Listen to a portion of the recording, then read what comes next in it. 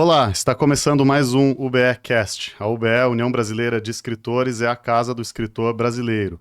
Associe-se em ube.org.br/associe e participe deste podcast, que tem trilha sonora original Candongas Não Fazem Festa, de Zeca Viana.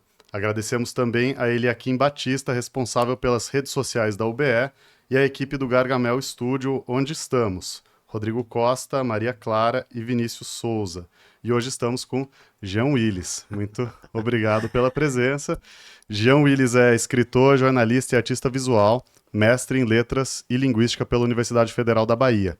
Estreou há 25 anos na literatura com o livro de contos Aflitos, vencedor do Prêmio Copene de Cultura e Arte, agora reeditado como O Anonimato dos Afetos Escondidos, e tem uma trajetória que a gente vai conversar aqui, dispensa apresentações. Esse é o livro, a reedição, O Anonimato dos Afetos Escondidos.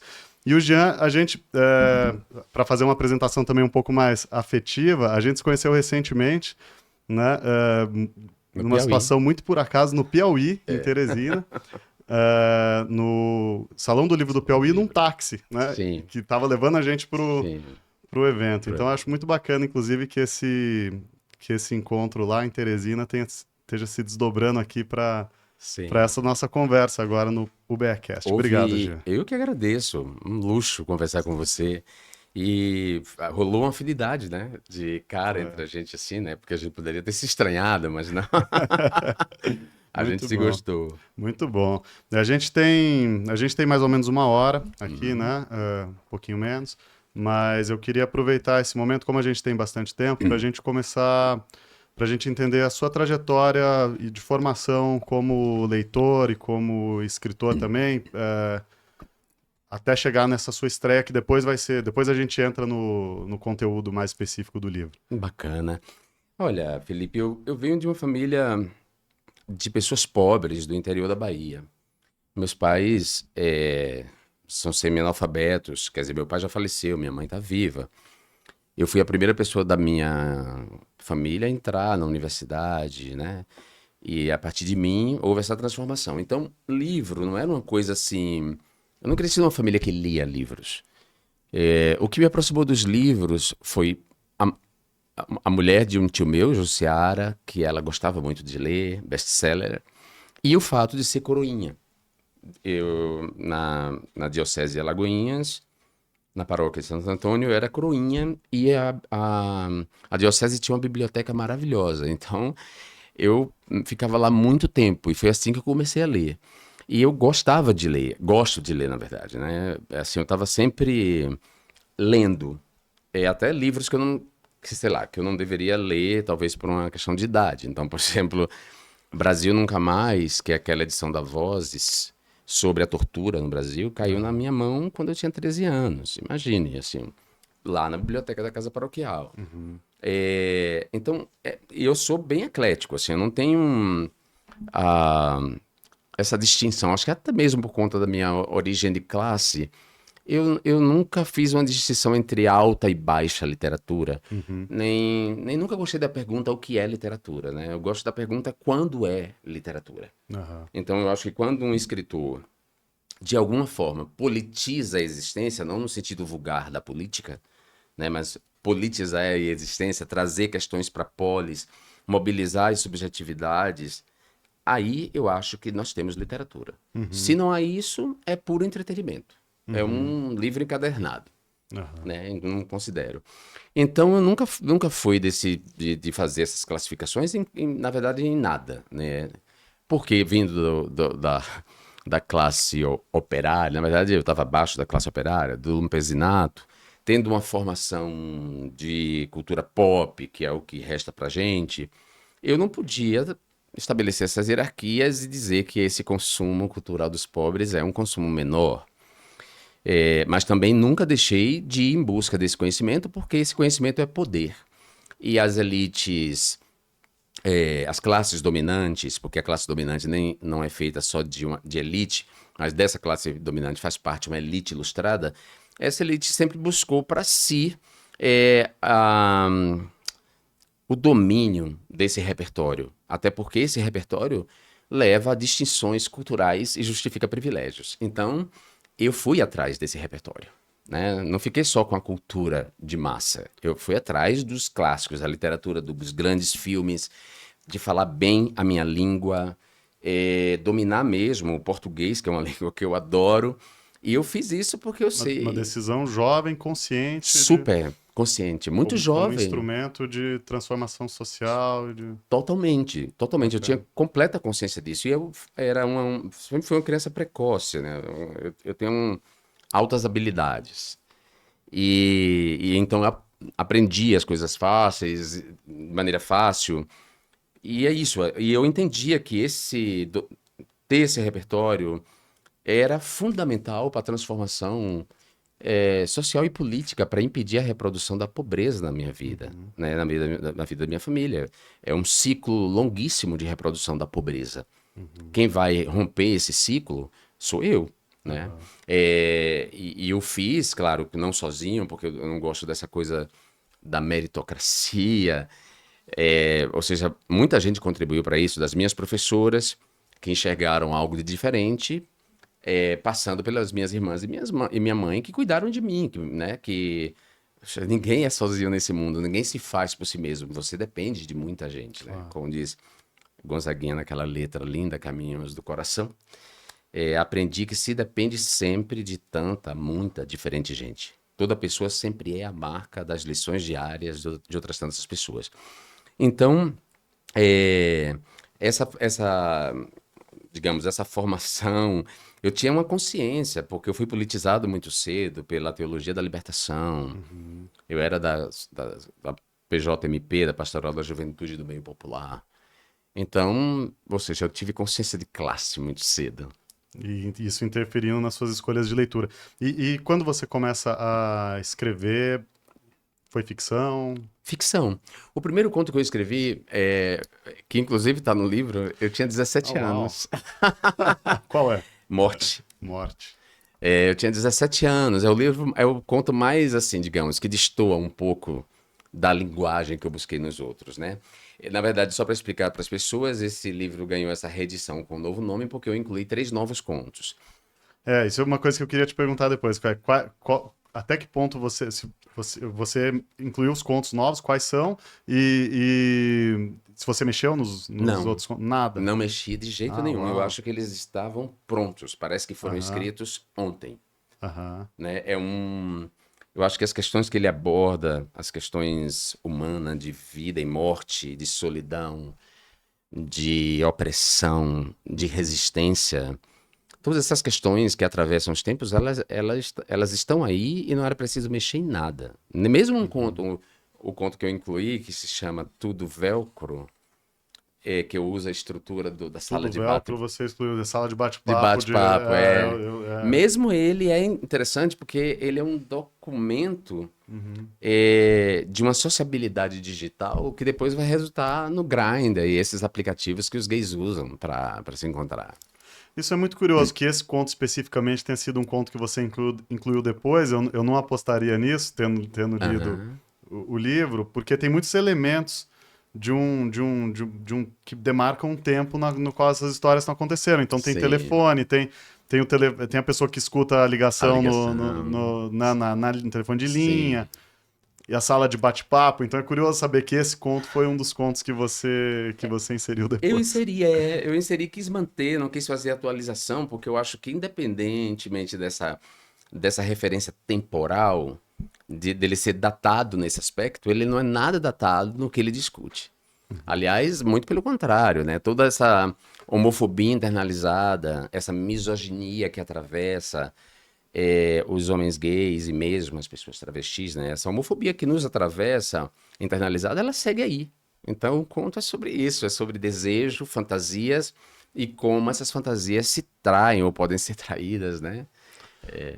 E quais outros contos você acrescentou? São Flores Tristes e Baldias e é, Sete Cafés. Sete Cafés. Então esses é isso que tem de novidade no livro. Que interessante. Você tinha vontade de fazer uma reedição já do livro? Eu tinha porque Estava esse nos livro planos? estava nos planos, Felipe. Esse livro, tanto é que ele está acontecendo. Eu disse isso para o seu xará, o Felipe Brandão, o editor. Eu disse para ele, olha, esse livro, porque assim, eu lancei ele em 2001, e aí ele foi um sucesso comercial para o tamanho de Salvador, para o público literário que lê literatura em Salvador, ele foi o grande sucesso comercial do Prêmio Copene, mas ele não saiu de lá. E logo na sequência eu virei uma celebridade instantânea como Big Brother. Então essa história, a minha relação com a literatura foi eclipsada por essa experiência. Sim. Então eu precisava retomar esse livro e o Felipe me deu essa oportunidade. Eu falei, olha, eu tenho um livro pronto, que parece que foi escrito ontem, eu quero Uhum. relançado. Uhum. Então, Tá. por- A gente volta pro livro daqui a pouquinho, mas só sim, como você falou, a sua relação com a literatura foi eclipsada pela pela celebridade celebridade do Big instantânea. Brother. Sim, Mas, sim. mas você escreveu bastante depois, né? Você escreveu, inclusive, ainda lembro Sobre o Big sobre o período do Big Brother. Brother, e aí depois vem Aí lancei Tudo ao Tudo ao mesmo mesmo tempo tempo agora, agora, Tempo Tempo Bom, Bom, Tempo Tempo Ruim, Ruim, O que O que será, será, com a Adriana Bujanra, O que não se pode dizer, com a, Falsolatria, com a Márcia com Tiburi. Tiburi, Beijo pra nossa querida Márcia Tiburi. E escrevi muito, beijo, Márcia. E escrevi muitos ensaios, né? Porque eu era colunista da G Magazine. Aham, Então eu segui escrevendo. sim. Nunca parei de escrever. Aliás, eu até queria saber qual é o critério que a UBE usa, se eles consideram escritores só os ficcionistas ou eles consideram os ensaístas também escritores. Eu acredito que todos os escritores, né? Eu aqui no meu papel de apresentador, entrevistador, eu não saberia dizer, mas eu acho que todas as pessoas que publicam um livro, né? Assim, eu gosto de ter, assim, particularmente, é, como artista, também como editor da Cult, por exemplo, assim, eu acho Sim. que, assim, quem faz um livro, quem escreve é escritor, né? Acho que a gente É, não, eu eu não, concordo. não faria uma distinção assim. Mas então você seguiu escrevendo todo esse tempo, Mas não voltei para ficção. mas não era ficção. Não voltei para ficção. Porque aí o ativismo. Aí foi uma. Enfim, primeiro eu tive que botar a minha vida nos eixos. Porque é isso, a impressão que as pessoas tinham, porque a televisão é muito. A televisão é muito importante no Brasil, a televisão constitui uma identidade nacional, principalmente a Rede Globo. Então, assim, para muita gente eu apareci ali, eu nasci ali. Embora eu tivesse 30 anos, fosse mestre em letras e linguística, desse aula na universidade, coordenasse o núcleo de mídia e cidadania, já tivesse ganho um prêmio como jornalismo, um prêmio como escritor, Uhum. a história do programa, ela eclipsou. Então eu precisava retomar essa história. A retomada dessa história implicou em mergulhar mais no ativismo, que era uma coisa que eu já fazia, no ativismo político, e o ativismo foi me absorvendo e me pedindo de me dedicar à ficção, né? Uhum. E tem uma coisa também, Felipe, assim, eu sempre fui uma pessoa que eu sempre gostei das artes vivas, sabe? Eu Sim. gosto, sempre, meus amigos sempre foram pessoas de teatro e da música. Eu gosto da loucura das pessoas de teatro, da maluquice, de vir à noite, da boemia. Amo, mas sei lá, por algum capricho dos deuses eu não vim ator, né? Adoro teatro. Esse sujeito que vos fala gosta de sair de teatro. Eu adoro teatro. Eu já dirigi alguns shows de música, né? Que é uma coisa que eu faço, sei lá, por diletantismo, direção, desenho de luz, pesquisa de repertório. Eu sempre adorei essas pessoas. Os escritores, claro que eu não vou aqui generalizar, mas os escritores são muito, sei lá, autocentrados, nas suas confrarias literárias. É, Então, assim, eu nunca fui muito de conviver com escritores, né? Eu sempre, sei lá, gostei das artes vivas e a minha literatura está muito marcada por isso. Então, assim, tem um métier que eu não frequento, né, nem gostaria que eu frequentasse, até porque eu rasurava um lugar, eu rasurava essas classificações que as pessoas gostam de se dar, que as pessoas têm dificuldade de lidar com gente complexa. Aliás, por isso que eu gostei do Jean Damerric, porque ele não tem medo de se posicionar. Uhum. Peça, rap, quer dizer, Uhum. não tem medo disso. Então eu nunca tive medo, mas isso causa uma estranheza nesses lugares, nessas capitanias hereditárias, e talvez isso tenha me impedido de voltar para a ficção durante esse momento, Uhum. durante esse período. Só para a gente contextualizar, o Jean Damerrique é um escritor haitiano que está vindo ao Brasil agora para o Festival Artes Vertentes, acabou de lançar um livro pela Ars Vita, e o Jean Willis escreveu uma resenha. Eu pedi para o Jean escrever uma resenha para a revista Cult, que está nas bancas agora, edição de setembro, sobre o Jean Damerrique está lançando vários livros pela Ars Vita, mas sobre uma dupla de peças, Sim. Ópera Poeira e a Catedral E a dos Catedral dos Porcos. Porcos. E eu pedi para o Jean Willis fazer essa resenha para gente, para Cult. E o Jean fez uma carta lindíssima de Jean para Jean. E nessa carta você comenta uma eventual vontade de dirigir peça, né? Sim, a primeira peça que eu escrevi foi baseada num conto de Luiz Fernando Veríssimo. Escrevi para uma amiga minha que é atriz e foi professora da Escola de Teatro da UFBA, agora está morando na UESB, e ela me pediu um texto, e eu sempre me coloquei inseguro para escrever teatro, embora eu adore teatro. Aliás, eu tenho 2 encomendas já de pessoas que querem que eu escreva um texto de teatro. Eu sempre fiquei inseguro, porque principalmente depois de ficar famoso, né? Porque é isso, as pessoas têm lá suas reservas, suas... Mas a primeira peça que eu escrevi antes de ficar famoso se chama O que Fazem os Vagalumes de Dia, que é uma comédia romântica, muito no espírito do Luiz Fernando Veríssimo, que nos deixou. Eu adorei essa frase, O que Fazem os Vagalumes de Dia. E foi a primeira peça que eu escrevi. Depois eu escrevi uma peça sobre o primeiro, digamos assim, serial killer, assassino de crianças, que é o Paciente Zero, do Pedro II. Chama-se Revelações do Príncipe de Fogo, baseado numa história real. Uma história que mistura os delírios religiosos dele, a esquizofrenia, mas também um racismo,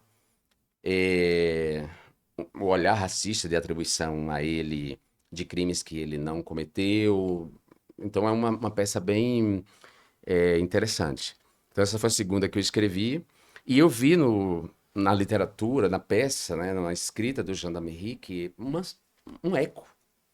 Assim, Que bonito. um eco, eu vi completamente. E olha que ele é mais novo do que eu, foi isso que eu disse, né? Quer dizer, eu não o conhecia, ele não me conhece, existe um oceano nos dividindo, existe uma idade nos separando, mas é impressionante como a literatura dele tem um eco com o que eu já tinha feito, com o que eu faço, né? Então essa foi, eu gostei muito disso.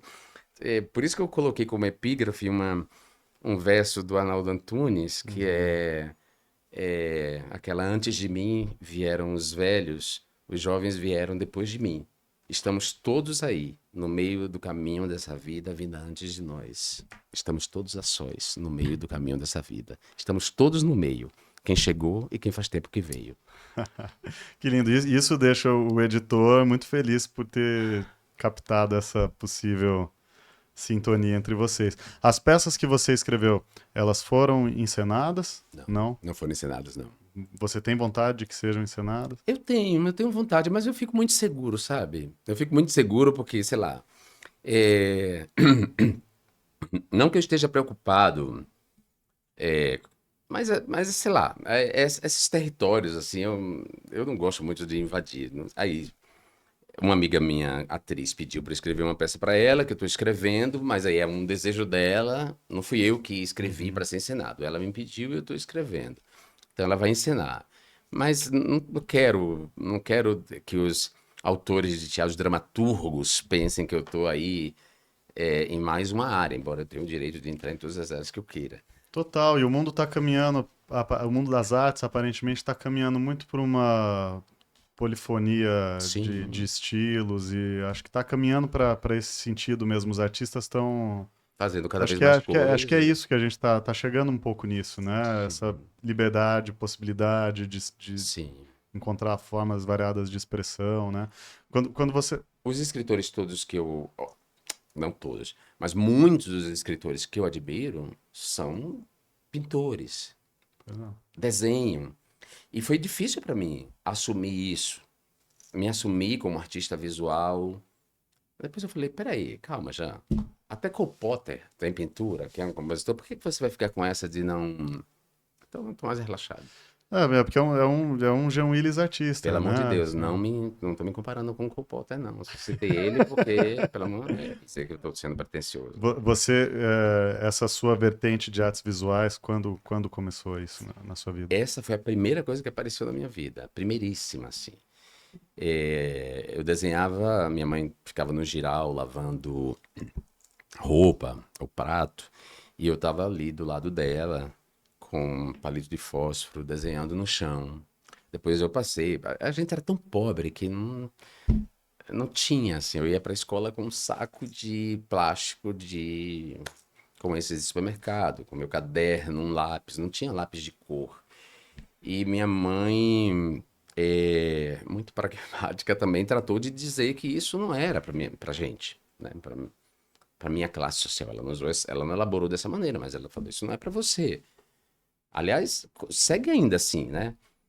A aspiração de uma criança pobre, da favela, do norte do país, a aspiração artística dela é morta muito cedo, por falta de oportunidade, né? Pela má distribuição das oportunidades, por uma injustiça social, um classismo, um racismo. Mas foi a primeira coisa que eu disse assim para, né, que eu formulei, eu quero ser artista plástico, visual, né? Aham. Quero desenhar. E é curioso porque foi tão recalcado assim, no sentido freudiano, psicanalítico do termo. Quer dizer, minha mãe ela promoveu uma interdição tão profunda que quando a vontade de desenhar, ela voltou no exílio, ela voltou muito em função da busca daquele lugar que eu estava ao lado dela, né? Eu estava em plena pandemia, com um vírus que a gente não sabia o que é que ia produzir, se haveria aniquilação em massa, se eu morreria no exílio, se minha mãe morreria sem que eu a visse de novo. E aí eu tive uma depressão ansiosa terrível, né? Que foi, então, o lugar de recuperação foi justamente a minha memória me levar para lá, para aquele lugar. Eu no quintal, na Baixa da Candeia, ao lado da minha mãe, desenhando. E aí a pintura voltou como uma torrente, uma represa. Então, tudo que eu não fiz ao longo desses anos, eu comecei a fazer. E muita gente pergunta: você estudou Belas Artes? Eu falo: não tinha como estudar Belas Artes, né? Quer dizer, tudo que eu sei, eu aprendi, sou eu. Minha estética visual é um tipo de estética da fome, de Glauber Rocha, só que em termos de arte visual. Eu faço arte na precariedade. Foi essa a elaboração do meu trabalho. Precariedade mesmo, porque telas são caras, então eu comecei a usar outros suportes, fazer pesquisa de material, de cores, de tintas, e sempre com um viés político, porque eu não faço arte Uhum. decorativa, nada contra a arte decorativa, mas minha arte não é para combinar com sofá, né? Minha arte é uma arte política, aliás, nenhuma arte que mereça ser chamada de arte não pode não pode não ser política, né? Uhum. Então, mas a minha é muito política, né? Eu faço uma espécie de crônica visual. Eu tenho trabalhos mais, digamos assim. Eu gosto muito dos modernistas, né? Muito, muito. E assim, eu comecei a produzir como parte de um movimento que está acontecendo nas artes visuais, que é uma volta à pintura. Então, a arte contemporânea, com seus conceitos, com suas instalações, com essa coisa cabeça, essa arte contemporânea está dando lugar a um retorno à pintura, à figuração. Uhum. E eu fico feliz de ter feito, de fazer parte desse movimento sem um pensamento, sem achar que eu faço parte desse movimento, sem me inserir dentro desse movimento. Mas, Uhum. enfim, por intuição. Como você comentou de ter tido essa espécie de epifania voltando para esse momento da arte vinculado ao momento do exílio, queria saber se você pode contar para a gente um pouco da sua trajetória no exílio e como o Jean, artista, escritor, passou por essas diferentes países, né? Sim. E Na o verdade, que você assim, produziu, né? eu produzi. Bom, eu fui para o exílio porque não podia seguir aqui, por tudo que a gente está vendo, os planejamentos de assassinatos, a tomada da ABIN, da Agência de Investigação. Eu fui investigado fora do país, né? Quer dizer, investigado, não, espionado fora do país. Então eu saí para seguir vivo, mas ao mesmo tempo nunca deixei de assumir a responsabilidade por tudo que eu havia construído aqui e a responsabilidade com a defesa da democracia. Então, no exílio, eu fiz várias atividades, fui para várias universidades, elaborando sobre como o mundo e o Brasil como parte desse mundo estava numa rima histórica com o fascismo e o ciclo fascista, nazi-fascista dos anos da virada do século XIX para o século XX, notadamente nos anos 30. Então, eu produzi muito nesse sentido. Eu fui a Bruxelas, falei na ONU, eu tive na Escola de Altos Estudos em Ciências Sociais em Paris, eu tive na Sorbonne, fiz a experiência em Harvard, tive na Fundação Rosa Luxemburgo. Ou seja, era um trabalho de reflexão sobre o que estava acontecendo. Infelizmente, minha síndrome de Cassandra estava certa. A gente viu o que aconteceu com a pandemia, né? Com o manejo criminoso da pandemia. Você se exilou antes da pandemia. Antes, eu fui Antes da embora do pandemia. Brasil em 2008. Dois- Ou em 2018, 18, em né? 2018. 2018, um pouquinho antes da pandemia. Assim, foi uma saída concertada, assim. Eu ouvi o conselho de Dilma, Aham. do Mujica.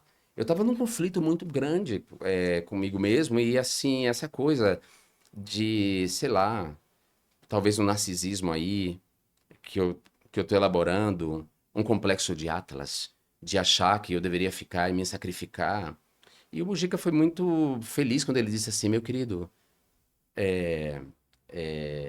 querido não, ele usou irro. Os mártires não são heróis. Vai embora. E isso foi para mim muito importante. Quer dizer, por mais que minha vida mudou, eu tive que viver de bolsa, com toda a burocracia que é você reivindicar uma bolsa, você falar uma outra língua, né?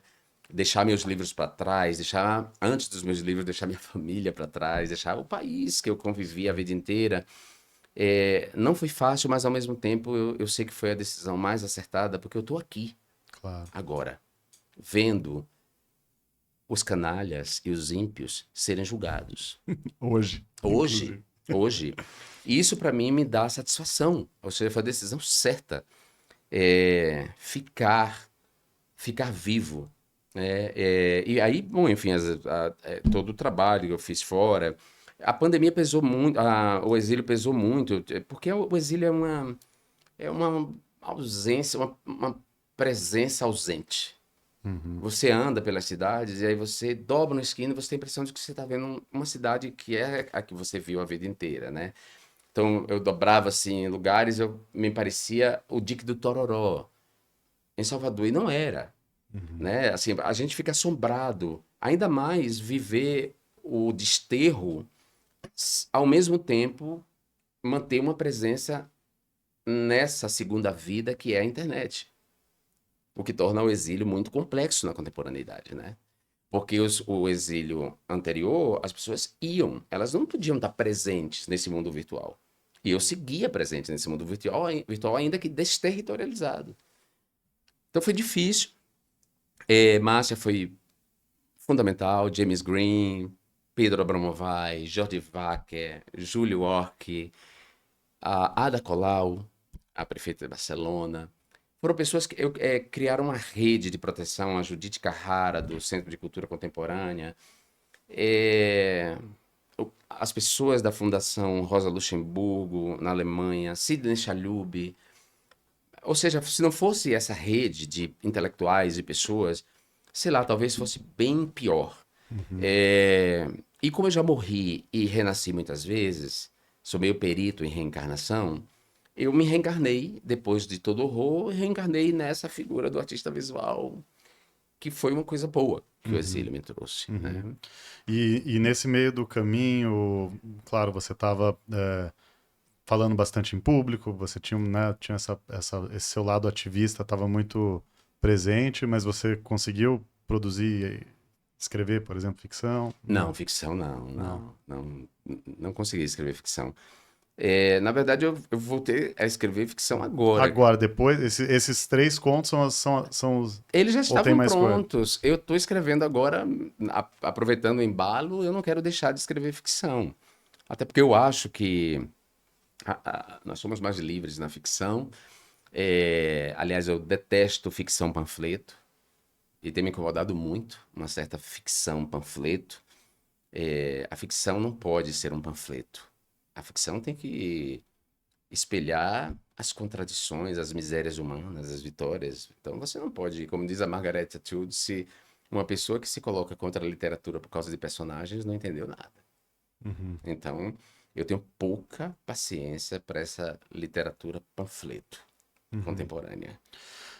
Eu até tinha destacado aqui, porque é muito curioso, porque você toca em muitos. Logo na abertura do Anonimato dos Afetos Escondidos, tem uma trinca de textos que chama O Fundo do Coração, e que nessa trinca de textos já demonstra uma preocupação com a voz, né? Ele tem mais de um registro na dicção, tem mais de um narrador, né? Mais de um registro usado por esses narradores, e também tem uma diferença na representação da forma que você coloca o texto, né? O terceiro ele já muda para a voz, as vozes que já são mais de uma voz ali, já vira um diálogo e A tem uma terceira representação pessoa. diferente, né? E tem a É, terceira pessoa. Então, além disso, nessas poucas páginas, né, tem reviravoltas na trama, sim, né? E tem inserções pontuais de questões sociais, as suas preocupações, sim. elas transparecem ali, né? Totalmente, Felipe. E Mas sem, exatamente, sem o não panfleto. tem o panfleto, né? E isso era o Jean De 25 de anos. 25 anos. Né? Era o Jean de 25 anos, ou seja, a gente não precisa transformar a literatura num panfleto, porque isso é propaganda, né? A literatura tem que provocar.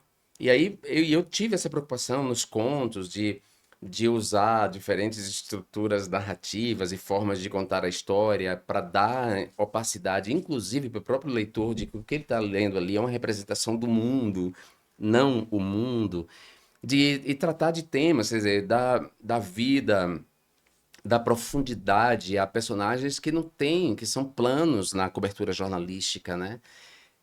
Sobretudo na cobertura jornalística de polícia. Então, esse para mim é um. Ficção para mim é isso. Eu não sei lá, eu, talvez eu seja cancelado por dizer isso, mas eu tenho muita preguiça de uma literatura panfleto, uma literatura que aí eu não preciso disso, eu escrevo não ficção. Se é para escrever um ensaio, se eu quero convencer de um argumento, eu escrevo um ensaio. A literatura, ela é a imaginação criativa. A imaginação criativa, né? Ainda mais dentro de uma tradição do romance moderno. A gente pode cair nesse esquematismo. Porque agora você só tem que representar as personagens negras como vencedoras, milionárias, bonitas, como Beyoncé. Você não pode mais representar a mulher negra, evangélica, pobre, cheia de preconceitos, né? Com racismo internalizado, praticando racismo religioso contra as religiões de matriz africana. Claro que a gente tem que representar. Isso é a liberdade do escritor. Então, essa exigência de que a ficção cumpra essa propaganda me incomoda muito e não me interessa. Agora, aqui a gente tem um ponto bem interessante, né? Porque você mesmo falou aqui da, da dificuldade que foi continuar escrevendo ficção após o sucesso, né? Sim, A fama do decorrente do BBB. Big Brother. E, e então essa vontade de fazer uma arte que é retratando o mundo real, né? Pelo que você está dizendo aqui. Mas Talvez pode ir contra o que uma parte do seu público espera, talvez que queira ver esse Não, retrato. Você acha que não? não, esse Você não se preocupa público. com essa recepção. Não, não mesmo, até porque esse público, assim, já ficou para trás, né? Como eu disse, eu já morri e reencarnei tantas vezes que esse público não pode esperar nada, porque esse já foi, já É. aconteceu. Mas, assim, por exemplo, você pode escrever uma história de fantasia, e representar as mazelas humanas. De alguma maneira, Harry Potter faz isso, né? Principalmente Uhum. o, qual é o terceiro, acho que é o terceiro do Harry Potter, que eu não lembro agora o título. Mas enfim, é uma absoluta fantasia, mas a J.K. Rowling está tratando de tirania, de opressão. No livro tem um conto fantástico, quer dizer, para eu não trair a tradição latino-americana, é, Garcia Marques, Jorge Amado, né, Borges, Isabel Allende, para não trair essa tradição, tem um conto fantástico, né, que tem esse elemento místico, sobrenatural. Tem dois, na verdade, que tem esse elemento sobrenatural. O Bolero de Satã e esse do menino que para o médico na estrada para ajudar a mãe que está com uma crise de epilepsia. É...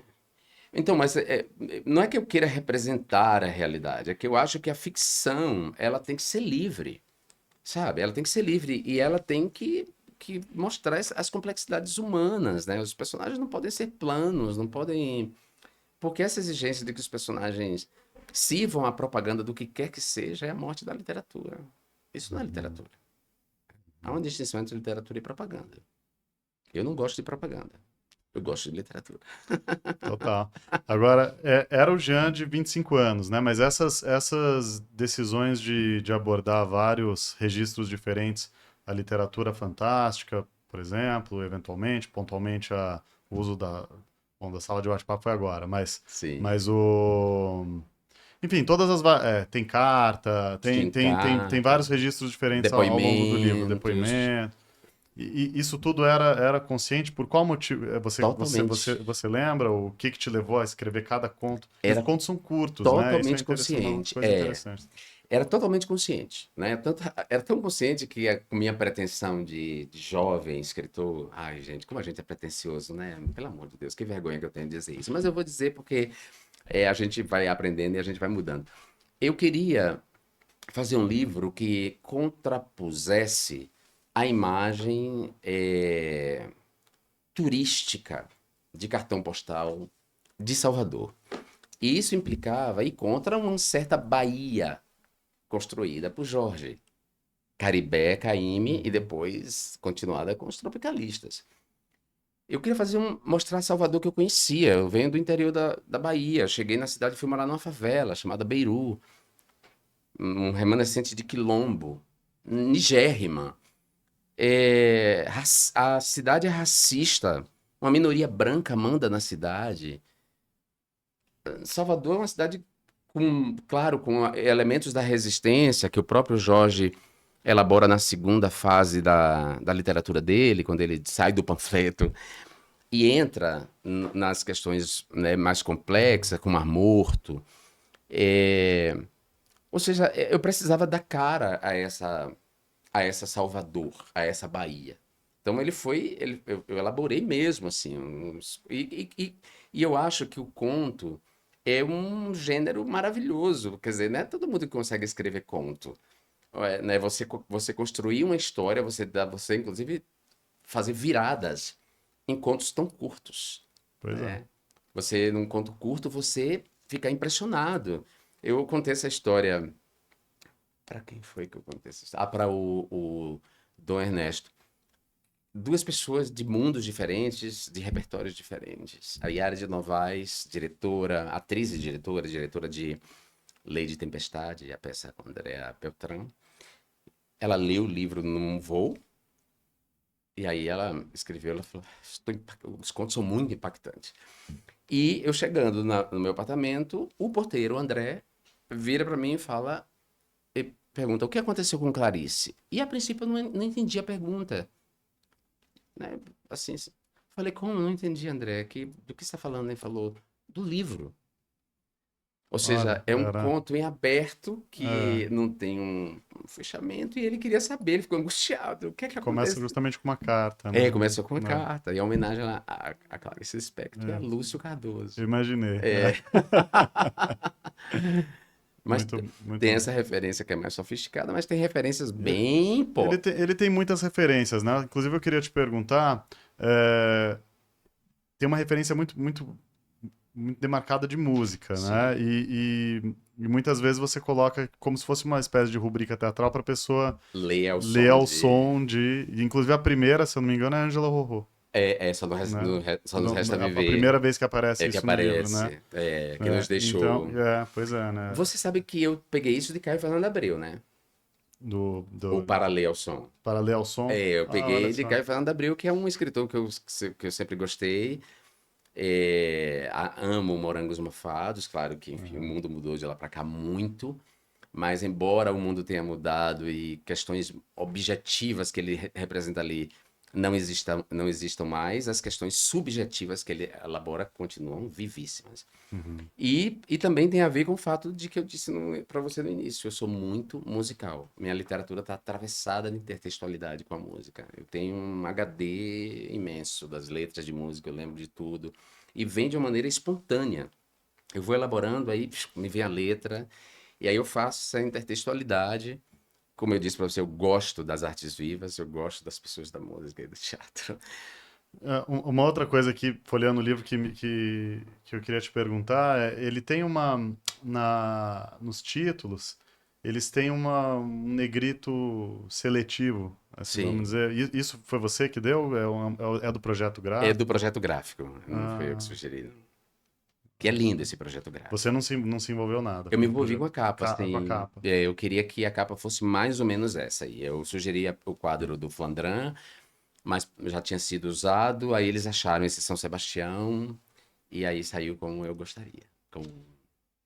Que demais. Eu queria te perguntar, Jean, mudando um pouco o rumo da conversa, sobre que eu acho que é um assunto importante do momento, sobre inteligência artificial na arte e também se a gente pode atrelar isso de alguma maneira à inteligência artificial na política, porque a gente vai ter eleição em breve, a gente vai ter provavelmente uma enxurrada de deepfakes, mas são duas coisas separadas, né? Assim, Sim, uma tá começando cada vez mais a interferir no processo criativo, sim. o uso de inteligência artificial. E aí, tanto você quanto eu, a gente é de um mundo pré-inteligência artificial. A gente faz. Totalmente. O Jean de 25 anos escreveu do Escreveu começo ao fim isso. É, esse livro, mas a gente está chegando num momento que talvez a gente não saiba mais se as novas obras vão ter sido escritas é. ou do começo ao fim pela pessoa, ou se vão ter sido Com sequer escritas pela filho, ou pessoa. não. É. Então a gente Cara, está entrando nesse território. Então tem a arte, mas tem também a política, né? que esse é uma coisa que eu elaboro em falsolatria, né? E na minha tese de doutorado. Quer dizer, essas novas tecnologias, elas borraram, elas implodiram o mundo comum, né? O Habermas, a esfera pública numa multiplicidade de bolhas que não se comunicam. A desinformação, ela está campeando, e aí as pessoas não têm um repertório, sobretudo num país com tantos analfabetos funcionais e analfabetos políticos. Não tem, elas não têm repertório para distinguir o que é uma mentira do que não é, porque os vídeos estão cada vez mais sofisticados na produção da falsidade. Então, tem esse desastre político, aí tem artistas interessantes utilizando, sobretudo no campo da arte visual. O Gustavo Von Ra, por exemplo, faz um trabalho interessante usando inteligência artificial, mas sem esconder que ele está usando inteligência Uhum. artificial. Mas eu, Felipe, acho que a tecnologia que a gente ainda domina, eu e você, e alguns de nós, que é a escrita, né? Escrever à mão e a leitura do livro, ela vai ser cada vez mais, como dizer, porta para o poder, Uhum. sabe? É uma tecnologia que vai ser dominada por poucos e que as classes dominantes vão tomar para si, como os copistas da Idade Média. Uhum. Porque o mundo virtual, essa oralidade do virtual, dos áudios, da simulação, do holograma, vai substituir essa tecnologia. Então as pessoas não vão se sentir compelidas a ler livros. E você ler livro faz uma diferença do que ler celular ou computador, porque Sim. o livro não extrai nada de você. Enquanto você lê um livro, ele não está extraindo dado nenhum de você. Quando você lê um livro no celular, no Kindle ou o que seja, ele está extraindo dados sobre você. Essa é a grande diferença. Então, eu acho que essa tecnologia vai ser apropriada porque essa tecnologia, ela desenvolve estruturas cognitivas, as pessoas são mais inteligentes, conseguem fazer mais abstração, são menos literais, falam menos slogans, são menos idiotas. Né? Então, nada mais interessante para a classe dominante do que uma população de imbecis, sobretudo controlada por algoritmos, né? Que cada vez mais abre mão de desenvolver essas habilidades que só a tecnologia da escrita e da leitura de livro poderia produzir. E aí, no sentido das campanhas eleitorais que a gente vai ter ano que vem, você imagina alguma coisa que pode ser feita para que, antes de que isso comece a acontecer, que a gente tenha um mar de deepfakes e coisas do gênero, algo pode ser feito para que isso seja impedido de que aconteça? Já deveria ter sido feita, né? Assim, essa é a verdade. O governo Lula, depois da vitória contra o fascismo, deveria ter colocado isso no centro das suas preocupações. Até porque ele foi vítima da desinformação e a gente quase perdeu as eleições por uma campanha de difamação e ódio, desinformação e ódio. Então, colocar isso no centro de uma política educacional, cultural, para preparar as pessoas para lidar com essa realidade, deveria ter acontecido e não aconteceu, porque essas pessoas são do século XX, não são do século XXI. Mesmo Lula, com toda a genialidade dele, ele é um homem do século XX. Ele não consegue pensar na prioridade dessa questão, né? Um desenvolvimentista, a coisa da economia, né? Da comida aos pobres, que é importantíssimo, claro, você ter 3 refeições, você. Mas esse projeto pode ser destruído pela desinformação. Então, não é uma hierarquia, é tratar tudo ao mesmo tempo, né? E isso não foi feito, infelizmente. E você tem vontade de voltar para a política? No momento, não, mas tem muita gente me pedindo para voltar. Muita gente mesmo. Não só os amigos, mas pessoas que eu encontro, né, anônimas, falam. Eu acho que tem uma percepção assim de que a coisa está muito mal, sabe? É, esse congresso é deprimente, eu acho que é o pior de toda a história da República. E isso, essa sensação está no ar, sabe? Então, por isso as pessoas me pedem para voltar, porque as baixarias que elas veem, a indecência, a falta de repertório, a burrice. Imagina, uma pessoa que está representando é um deputado federal. A pessoa nunca chegou perto de um livro.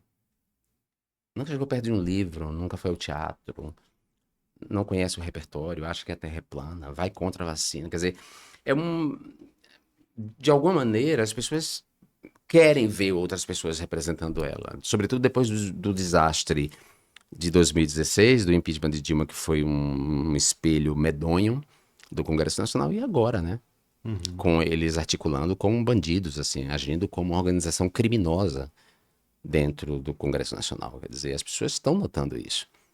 Né? Chega de gente desonesta, chega das capitanias hereditárias, das oligarquias políticas, chega dessa gente, entendeu? Então, por isso, muita gente tem pedido e eu estou avaliando, porque também não quero. Eu sofri muito, sabe? Tem um custo muito grande. Ainda tem. E eu quero viver as liberdades pelas quais eu luto. Entendeu? E aí, já caminhando para o nosso final, e voltando, fazendo um movimento contrário da política para a arte, você escreveu esses 3 contos, então acrescentou nesse livro. Escreveu mais alguma coisa? Eu estou escrevendo. E o quê? Bom, eu acho que Você vai ser um pode contar pra romance. gente? Acho que é um romance. Acho que vai ser um romance. Que é um desafio, né? Um romance exige mais trabalho, né? Mais trabalho, assim, não é a inspiração. Quer dizer, o romance tem muitos personagens, elaborar esses arcos dramáticos, construir. ao mesmo tempo trabalhar a linguagem, né? Tentar fazer uma boa literatura quando já tem muita gente. Você sabe que eu sempre tive uma crise assim, quando eu leio escritores que são incríveis, eu falo, para que que eu estou escrevendo? Essa pessoa já Imagina. disse tudo, para que que eu estou escrevendo, sabe? Eu tenho essas crises às vezes, assim. Eu li Gente Pobre recentemente do Dostoiévski, que é o primeiro livro dele. Eu falei, meu Deus do céu, para que que eu vou escrever?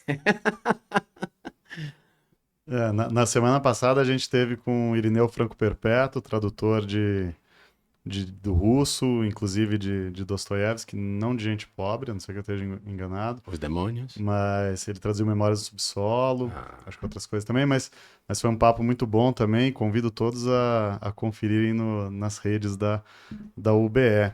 Mas então é a primeira vez que você está fazendo uma narrativa de ficção mais longa. mais Essa? longa, primeiríssima vez. Porque eu sempre escrevi ensaios, ou uma coisa meio, sei lá. Agora tá tão na moda essa coisa da autoficção. E os contos são muito curtos, né? E aqui você, nesses contos do Anonimato dos Afetos Escondidos, você falou da autoficção, tem muito daquele Jean Willis de 25 anos? Não, Ou meio não? pessoal não. Tem Pessoal, muito não. mais da observação do Uhum, jornalista, né? Eu sou jornalista. Eu fui repórter de cidade, né? E era, assim, um repórter, ele é invisível, ele tem que ser invisível. Aliás, a fama me tirou isso, que é ouro, uhum. né? Você parar e ver as pessoas e você, né? Então tem muito da minha observação, tem muito da minha vontade de, sei lá, de humanizar personagens que estão no nosso cotidiano e que a gente não humaniza, muito pelo contrário, a gente desumaniza, a gente não enxerga. Mostrar que os delinquentes, pobres, têm humanidade, têm subjetividade, né? É muito urbano também o livro, É né? super urbano. Aí eu tava contando a história do Jorge, né? E não terminei. Que eu queria batizar o livro de Odiado, Ah. um contraponto amado. Mas depois eu falei, gente, que pretensão. Imagina, eu amo Jorge Amado. Não, e é curioso que a primeira edição do livro era Aflitos, né? E aqui É, tem uma pequena mudança, vira Afetos, né? é. O Esse, Anonimato esse, dos esse Afetos verso é Escondidos. lindo. Eu sempre gostei desse verso. Que é um verso da música do Luiz Ramalho. Foi Deus que fez o céu, né? O Rancho das Estrelas. E, e aí é interessante porque nessa música ele fala. Fez até a eternidade num momento de carinho, que é uma referência ao sexo reprodutivo. E depois ele acrescenta: fez também o anonimato dos afetos escondidos, que para Uhum, mim são as sexualidades dissidentes, sabe? uhum. E aí eu sempre gostei dessa frase. Quando eu propus a Felipe, eu falei: olha, vamos mudar, porque tem 3 contos novos. Aí ele amou, pronto. Que bacana, Jean. Quero agradecer demais. Parabéns pelo livro. Obrigado, E, Felipe. O Anonimato dos Afetos Escondidos. Para vocês lerem, saiu pela Tusquets, Planeta. Uma Leiam, vocês vão alegria. adorar. Leiam, vocês vão adorar. Uma alegria estar aqui com o Jean Willis. Obrigado, querido. Muito obrigado. Na semana que vem a gente volta a quinta-feira, também às 2 da tarde, com a Lília Guerra. E eu agradeço ao Rogério Duarte, criador do podcast, que vocês assistiram ao vivo e vai ficar disponível depois também nas redes da UBE. Muito obrigado.